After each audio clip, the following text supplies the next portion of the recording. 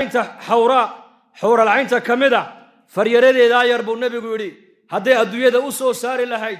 رجا ادونك كو نولو دنبا فتنو بلهايو بيو كيم لهايم رسولك يقولي مرض يري مدح كسدته ومصر كير مدح كسدته ايا ادويده دو waxa duliya loo dhaka khayr badan buu rasuulku yiri muuminku jannada markuu galana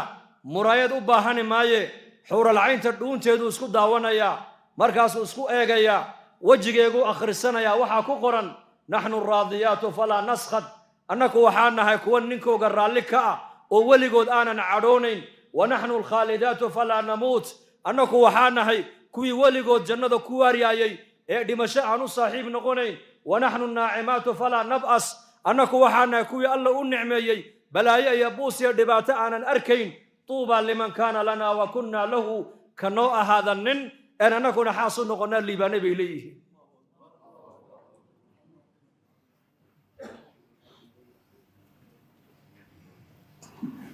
ابن عباس الله رالي كان نقضي اسغيا بيهيبه مؤمنك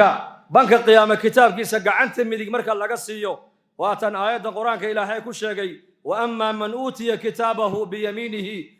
fasawfa yuhasabu hisaban yasira wa yanqalibu ila ahlihi masrura ehelkaagu kuwan adduunka aad ku haysato maaha ehelkan adduunyada aad ku haysato ibtilaa baa lagu siiyay ikhtibaar waa lagugu eegayaa inay ilaahay taacadiisa ku seejiyaan iyo in taacada ilaahay aad ku fulisid baa lagugu eegayaa laakiin ehelkaaga runtu waxa weeyaan waa kamaalinka qiyaamaha muuminka gacanta midig kitaabka marka laga siiyo ee xisaab yar oo fudud la xisaabiyo marka buu u gadoomayaa baa ilaahay yiri ehelkiisii oo